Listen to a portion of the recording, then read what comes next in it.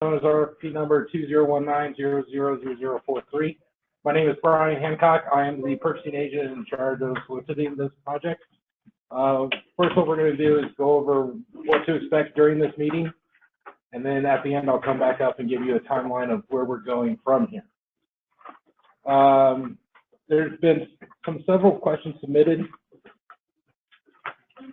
and just to let you know that we are looking at a couple of things. We have a couple clerical errors that we need to clear up.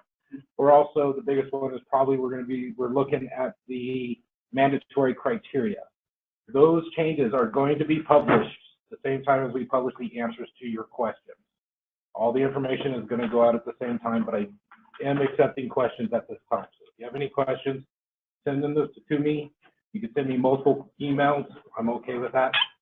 I will collect them, and then after the deadline, I'll submit them to the program, and we'll get the answers out there as soon as possible. The structure of this meeting is we have three different main topics. Main one being the review of the budget. You want to make sure that there's a clear understanding of what we're looking for when something is submitted for the budget, so when we do evaluate, we can compare it easier. After the budget, we will have a question and answer period for the budget. You can ask clarification questions of the information that you hear today. If you have other questions about the budget, they need to be submitted for the inquiry deadline. But after Andrew gets done, he will have if you have clarification questions on what he has presented, then you can ask those questions. From there, we're going to move to a review of data submission. Again, we're going to have a question and answer period at the end of that one. We are not going to go back and answer budget questions at that time. So if you have a budget question, you have to ask it during the budget section, but we're just going to move on. If you have a budget question after we've closed the question and answer period for the budget, please submit it in the inquiry deadline. Okay, then from there, we're going to go into the programmatic review, and then I'll come back up here and review the timelines in the next step. So from there, I think Robert's going to take over, and we'll get this started. Thank you for being here. I'm going to be real quick. I'm just going to go over the budget. Like I mentioned, we'll have our sections, but I'm just going to go over the budget, just one slide for me. Oh. And if you could introduce yourself. Sure. Robert Worthwine, Director of Behavioral Health. I'm just going to go over this slide, which is the allocation of funds between the regions and how we came about this. There are three components that drive the regions, the funding by region. Was by population size for the region, also poverty population. So the number of folks, I think we picked 300%, if I remember correctly, which is the same as our other funding sources at OBH. So that population, and then there was a weighted factor for rural and frontier county population size, particularly trying to continue the efforts of Senate Bill 207, which really emphasized continuing to increase capacity in the rural regions and the frontier regions. You'll notice that Region 1 has a little bit more money than the other regions. There is 1.2 and change set aside, about 1.3 million that was specifically set aside in Senate Bill 207 for funding for particular areas in Region 1. And we ran our calculations with that money set aside, then we put that money back in, and that's why Region 1 is the number it is, because the 1.3 million specifically designated in Senate Bill 207 for Montrose and with some resources towards Summit County as well. So, any questions on that before I turn it over to the very technical, detailed budget pages that Andrew's going to go through? Great, thanks. Good afternoon, everyone. Are you ready for budget? All right. Introduce. I'm Andrew Martinez. I'm the budget manager for the Office of Behavioral Health Division of Community Programs. And I'm going to be presenting the budget submission workbook. Today, I'm going to start off first with a PowerPoint slide and kind of an introduction to how each of the components in the budget workbook, with purposes and some of the highlights. So to start off with the budget overview, we've kept the budget structure pretty similar to how we contract right now. We're allowing for both the capacity-based reimbursement model, which is a modified cost reimbursement that accounts for all the costs in a cost center, less revenue offsets from other payer sources. OBH's in this program is the payer of last resort, and we're looking for offers to have programs that utilize other funding sources, specifically Medicaid and other third-party payers, grants, anything to really bolster the program budget. So we'll allow for both capacity-based reimbursement, and then there'll also be the opportunity to get fee-for-service reimbursement for different types of services where maybe you don't have a full running 24/7 facility and you have some contractual services that you may want to provide that may not be on a 24-hour basis, but it's more cost-effective to do that. Okay. For the purpose of the worksheet, facility and capacity-based reimbursement are synonymous terms, so you'll see that throughout the document. And I'll walk through at the end. I'll actually go through the workbook, and we'll kind of take a little tour of what you can expect in the workbook and what you have to submit to us. Resource and fee-for-service, those are synonymous terms, and I covered that in terms of in which cases you would use that. In terms of the contract, each of the contracts will be awarded. There'll be a not-to-exceed amount. That's a capped amount that we're going to have. So any cost overruns will be that's a risk that each contractor will have to bear. But we will not pay for any costs above and beyond the not-to-exceed amount. And then also on a monthly basis, in order to manage the 24/7 capacity, we all are also going to be using monthly caps. So we'll be looking at that also.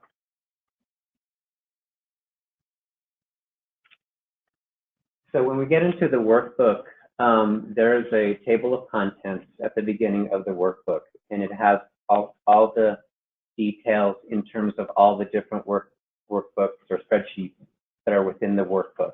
And they're labeled, they're color-coded, there's 6 color-coded sections. And then in the table of contents, there are the required number of spreadsheets that are going to have to be submitted. So that's something to pay careful attention to, because you just want to make sure that you have the entire budget package when you submit it during the bid.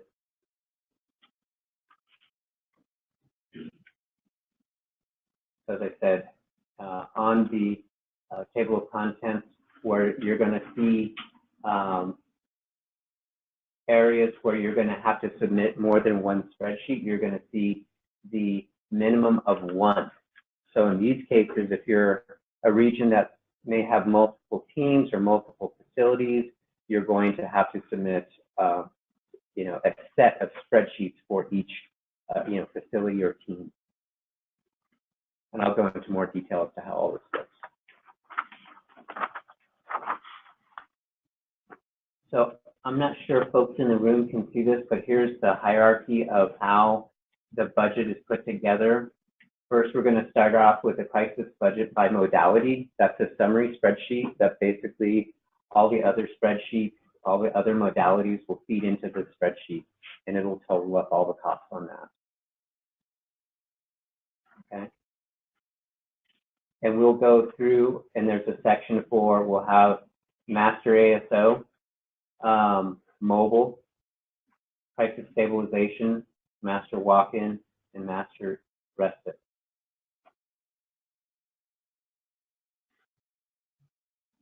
Okay.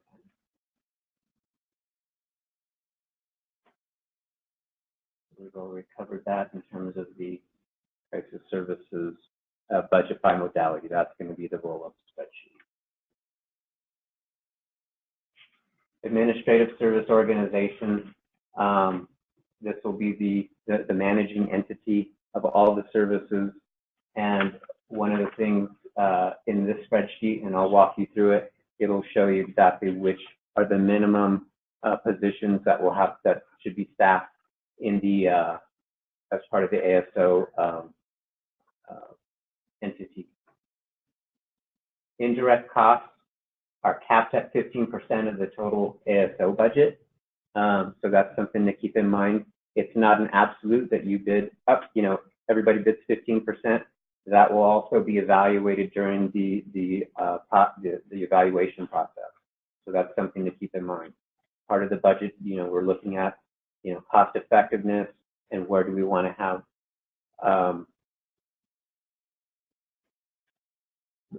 in terms of the budget. So You just point out the B1 to B3 corresponds right. to the spreadsheet. Exactly. So don't know if you heard the question. So at the top of the PowerPoint, we have sections B1 to B3. Those are going to be the spreadsheet sections that we'll go over during the in the workbook. And each section, each spreadsheet basically has a number assigned to it, a letter and a number assigned. Okay. So that's the hierarchy for the master ASO budget. You're going to have the budget that is fed by a personnel detail spreadsheet, and that's going to capture basically employee costs. The ASO operating detail is going to cover all the other costs. One thing to point out, if you have any contractors, there's a contractor area in this spreadsheet that I'll go over.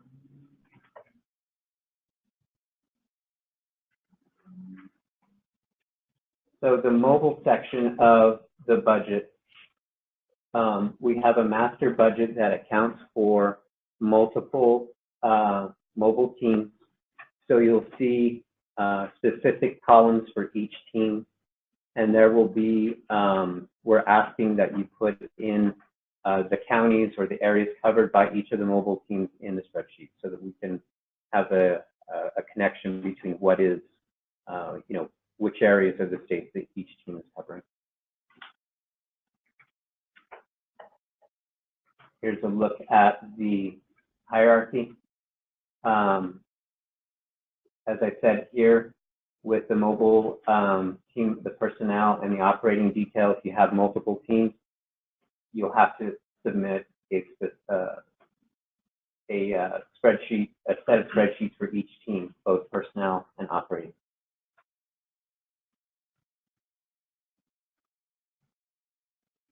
Crisis stabilization. So in this area, there is a specific spreadsheet that has beds that you're going to propose in terms of guaranteed beds, and we have specific designation of the types of licensing, and we'll walk through that when we go through the workbook presentation. Again, if you have, you can do both capacity-based and fee-for-service in this area. There's the hierarchy of the budget. Walk-in center, it's the same concept. Multiple facilities. You'll have columns for each of those facilities to fill out in the master budget. And you will have the accompanying personnel and operating detail spreadsheets to accompany that. Hierarchy. Respite, same thing.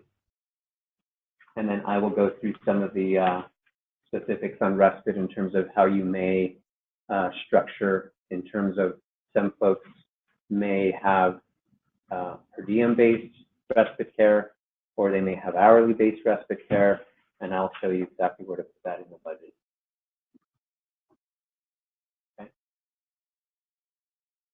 So I'm going to switch over to the spreadsheet. Chris, I'm going to need to make sure I don't dial this up.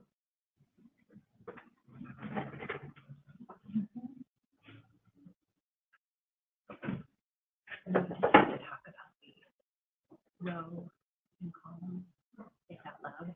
Yeah, sure. Can everybody see this, or does it need to be enlarged? Yeah. Can't see it. I see the color. That's good. Better? Yeah, it's a little split.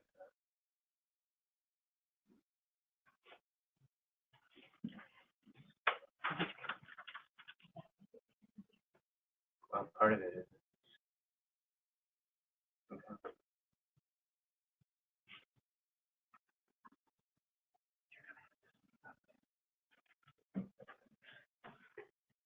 So we'll start with a table of contents. Can everybody on the phone hear me? They're not allowed.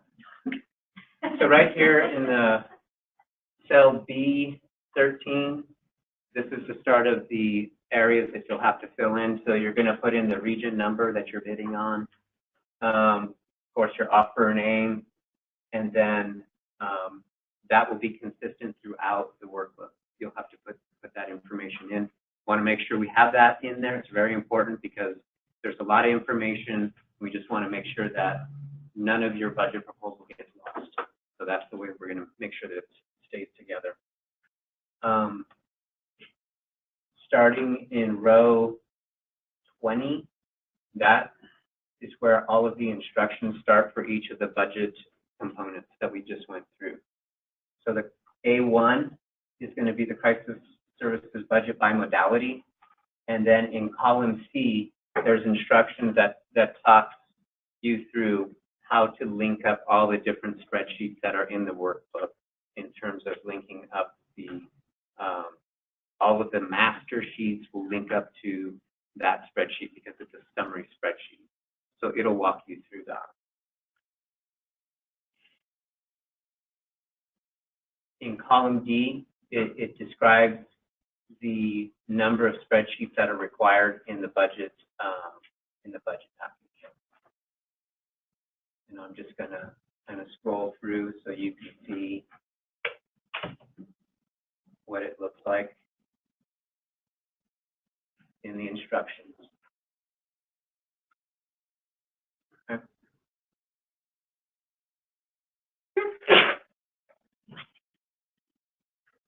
So going into the crisis services by modality,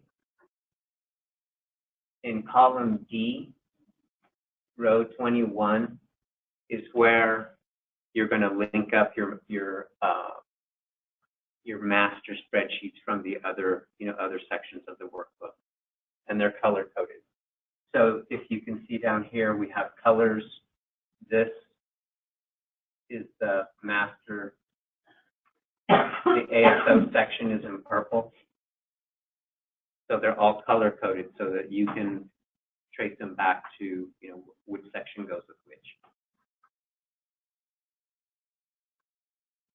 I'm going to move on to the master ASO. In row 31, that's where we talked about the TAP. In row 21, that's where the instructions are to tell you to link up to the ASO personnel detail tab. That's right here.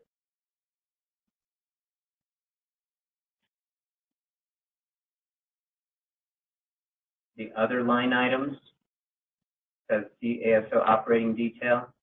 Here are the tabs that are in here. You can see at the bottom of the scroll bar, I'm highlighting the ASO operating detail. So that starts in row 22 through 27.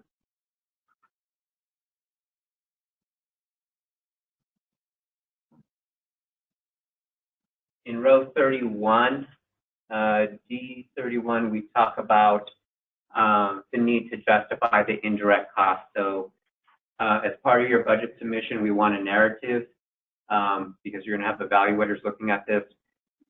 As much as you can describe about what is going into the budget, the better they're able to evaluate what you've submitted.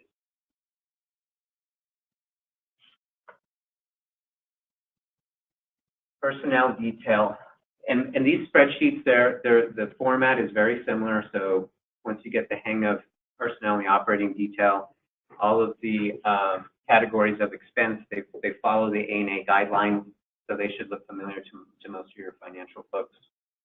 In the ASO personnel detail, in row 11, column D12, we've put in the different positions that are required in the RFP. We've pre-populated that for you. In column I is where you'll describe, these positions and how they function and what your justification is for each one of those positions in there.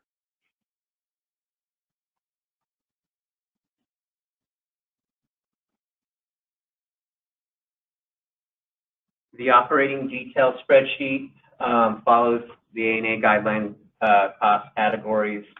In the ASO, we put an example in here that for contractual services you may have, and this is just an example. You'll have to decide how you want it, how you structure your ASO, but this may be an area where you would have contractual costs on an hourly basis. This is where you would put it, not in the personnel area, but right here in the contractual services area.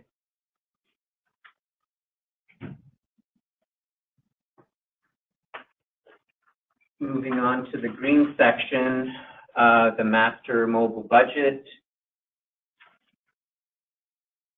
We talked earlier about the different columns for teams, starting in column D, E, F, and G. This is where we have the specific team budgets that you will accumulate and link up with this spreadsheet. Each of the team budgets will have to have personnel and operating spreadsheet along with this budget. This budget is the mobile team budget. Go ahead. So I was just going to give an example here. I think at the meeting we had several weeks ago, there were some examples of law enforcement and different emergency medical systems that have been stood up in different communities. And this is a way to start thinking about how do you leverage those existing investments with partnerships with law enforcement. We have many grants that we had put out recently for co-responder grants. So this is a way to think about leveraging existing infrastructure within your communities. And so each of those sort of investments that the administrative entity might be paying some investment will need to be reflected in these different columns for each team that you're describing. And so make sure that you describe what that team looks like and who comprises that team.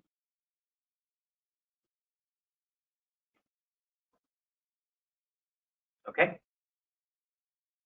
So again, these spreadsheets have in column D instructions on how to link up the subsidiary workbooks or spreadsheets. Sorry about that. Personnel, mobile team personnel. The format again is very similar to the others. This is where you'll put in specifically for each team the personnel costs involved with that specific team.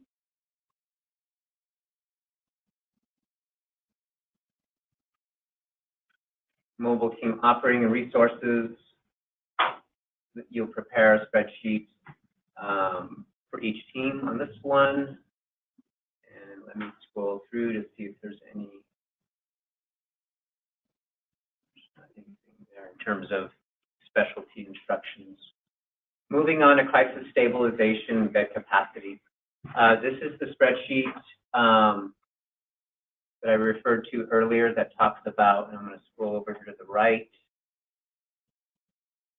that talks about the facility or resource that you're using for crisis stabilization. So we have the different types of types. We have a community clinic, we have ATU, RCCF, and then other. And we've included service options in here in terms of their capacity to use seclusion and restraint, locked doors, and emergency medications. In this area, we're asking for offerers to give us in columns I, J, and K the number of annualized beds that you will propose to us, and those that are covered by pick-up, and those that would be covered by OBH. So the ones that would be covered by OBH would be, they're labeled as number 1, and the ones that are would be covered by Medicaid pick-up would be number 2. So those are rows J and K respectively in the workbook.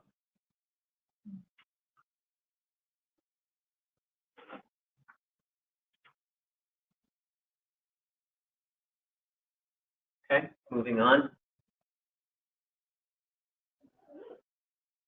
Master Crisis Stabilization Budget. This will be the summary budget for the crisis stabilization. And this is where you're going to accumulate each of your facilities or the resources.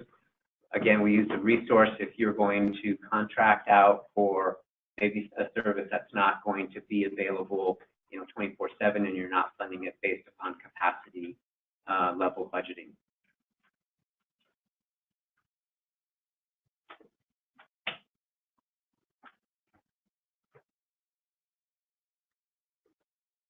So the Crisis Stabilization Facility budget, this will be fed by both the personnel and the operating budget, and you'll do this for each facility that you're going to fund based upon a, either capacity or fee-for-service basis.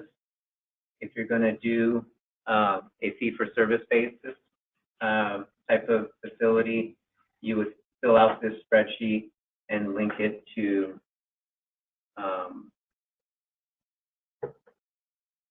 Crisis Stabilization Operating. And in row 22 of this spreadsheet, we've given an example of what that would look like in terms of cost per day, number of days, and then that would roll back, to that resource. Okay. We're almost there. I know this is a lot of budget. Thank you for your patience. Master budget walk-in. So again, same concept. This is going to have specific facilities and then also resources. So if you ever need to, if we didn't provide enough room, you would go through and to these spreadsheets, you can go ahead and add in additional columns if there isn't enough room already provided. But then you also need to add in all the corresponding spreadsheets that would comprise of a team or a facility. Okay, so we try to provide enough room in here in terms of the number. In this case, we have basically four options or 4 facilities, two facilities and 2 resources. But if you need to relabel those, of course, you can do that and structure it the way that you're going to fit, that fits your bid.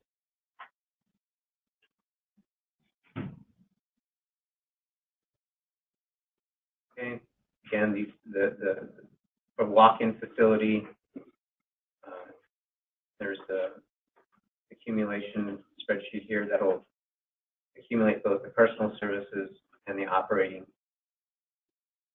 detail.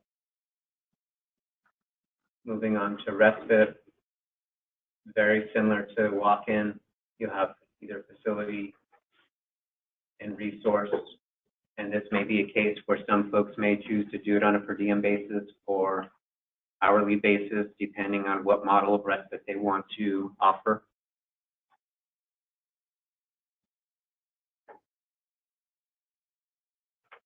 Again, here's the facility budget that's going to link up with the personnel detail and the operating resources.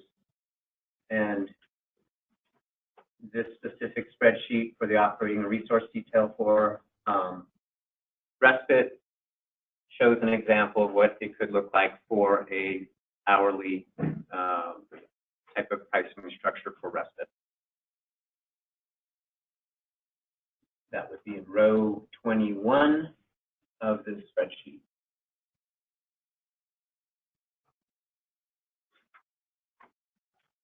So I think that's it in terms of the budget workbook. Does anybody have any questions on what they heard today on the budget? Really? let's give the people online a few minutes to type in their questions. Absolutely.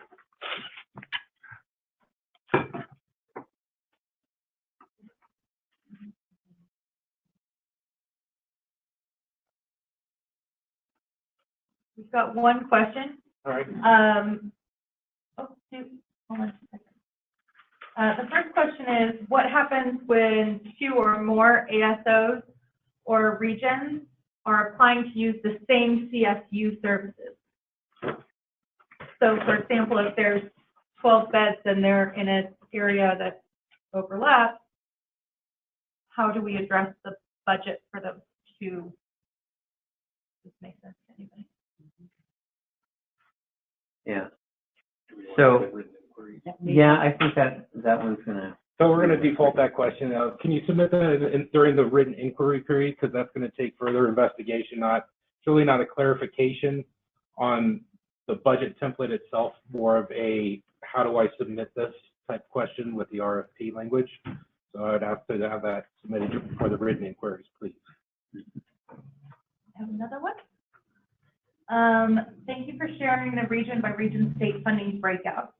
What has been the equivalent run rate for Medicaid billing associated with these contracts and services? And how does that experience compare with the proposed plans for additional Medicaid billing presented by successful bidders of the last 5 years? Again, I'm going to default that one to the written inquiry period. It's really not a question on the information presented about the template. It's very specific about what type of information goes into it, and we'll need to make sure we answer properly. So if you could submit that as a written inquiry as well, I would appreciate it. This maybe we could answer. How will the budget for each region be distributed out by each modality? How will it be distributed out by? So are there limits on, I'm assuming that this means, are there limits on how many dollars you can spend for each different modality that are expected, or is it just the total amount that we're giving them for? I think we said that we were, in terms of the mobile, do you want to say something about it? I think you say it to the total ASO and then how that's distributed, but we did, yeah. Yeah, so there are some preferences that we're going to look at in terms of prioritizing mobile. There isn't a specific dollar amount, so it's up to the ASO in terms of how they write the proposal and budget the proposal. But that is one of the things that we have in the RFP that says that we are looking at the prioritization of mobile. So it'll be up to the offerer to, justify their position. Thank you. Are there any more questions, Kristen? Not that I can see right now. All right, from here, we're going to move on to the data submission requirements. So if you have any further questions about the budget, please submit them to me by Friday, close of business, and we will include those during our written inquiry period. Move on to data submission requirements. Camille's going to come up here and talk to you guys about some clarification on that. Thank you. Camille Harding, Division Director for Community Behavioral Health, Office of Behavioral Health. So I'm just going to review the data submission requirements. If there's specific questions, we can get to that. So there's a table in the RFP that outlines all the required deliverables and what interval those deliverables are required. In terms of the administrative entity, they are responsible for collecting a minimum data set. So that will include the client level demographic data that will likely come through the data integration initiative, which is the H4T module. And that module at minimum is going to require the name, date of birth, veteran status, gender, and Medicaid ID, and the service be submitted for all modalities.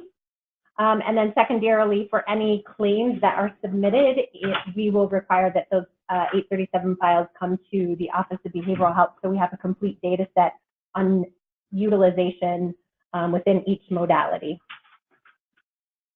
So this diagram that you're all seeing, so we have some flexibility about the way that the data comes to us. So the data can either be submitted through the H4T directly to the Office of Behavioral Health via the portal or in batch files, which will be specified in the specifications for the DII. Or there is also the opportunity, depending on the bidding entity, the ASO could submit on behalf of whoever comprises that set of providers within the administrative region. And then also, we've had some conversations about health information exchange and what data sets can be submitted via HIE, and that could be submitted via HIE, then submitted to OBH via the HIE. So those are your different options. The option about the HIE is that it leverages existing data that's housed within health information exchanges, so admit discharge transfers for folks that have used any inpatient, emergency room, labs, and so there's other data contained within the HIE that may be important to think about leveraging within a region. So that's why HIE is listed up here. Let's see if there's any other. And then additionally, there is a monthly complaint report that will be required to be submitted to the Office of Behavioral Health by the ASO, so that we have a complete set of information regarding complaints. There is an annual performance outcome report. And then there are also performance measures that will be submitted by each modality, which are usually % of utilization, % of individuals who were screened for suicide risk, and then those folks that have a telephonic follow-up, and then those folks that also were connected to ongoing treatment services. So those are some across the board. You can read through the table within the RFP that specifies each of the required mandatory clinical outcomes.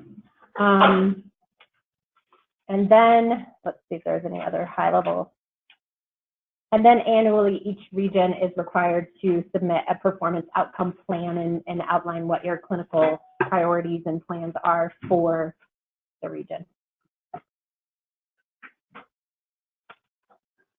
Oh, and then this last slide is really a summary of what was presented in our previous, before the RFP was released, but it's expanded requirements for technology and infrastructure to ensure that we have complete encounter data, participation with health information exchanges, monthly administrative reporting that includes average daily census and bed capacity, and then this enhances our ability to follow folks across different points of utilization within the system. And then we are requiring the number of referral requests and mobile dispatches. Okay. All right, thank you, Camille. Does the room or online have any questions in regards to the program or the data submissions?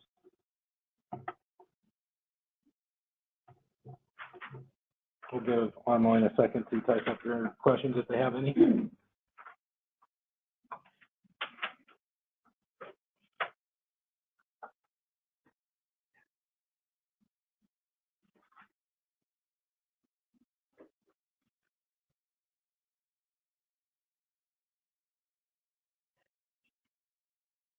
We good, Kristen? Don't have any? All right, we're going to move on. I'm going to skip over the program questions because I think most of those are going to have to be in written inquiry. As soon as you start talking about scope of work or time frame or RFP guidelines and rules, we want those written down so we can uniformly answer them and provide them to everybody at the same time. So speaking of that, what are the next steps? We have a written inquiry deadline coming up Friday. You can email me your questions. Again, if you've already submitted questions and you have received more or you get more, feel free to submit to me multiple emails. I will gather those up and send them to the program after the deadline, and we will get those answered. I will not be accepting any questions after that date. I will ask you to use your professional judgment and based off the guidelines that we provided within the solicitation to come up with a proper offer for us. I'm hoping to get the written inquiry posted before the 5th.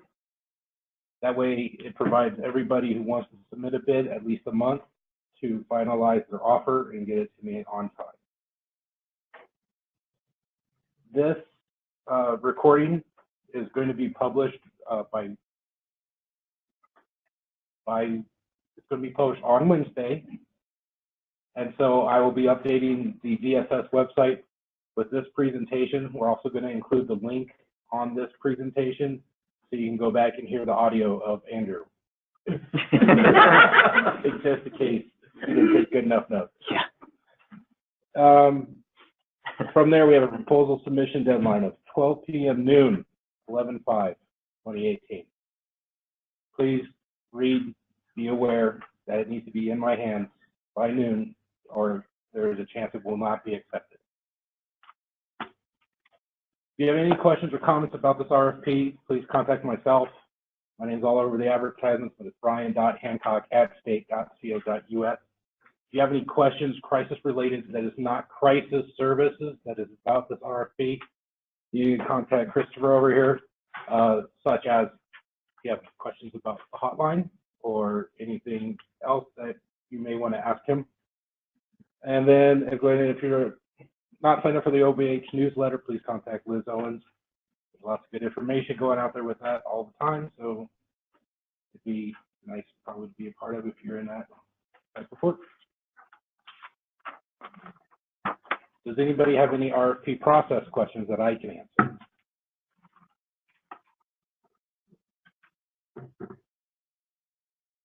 Excellent. I look forward to receiving your questions. And that's about it. Thanks, Brian. Thank you. Thank you.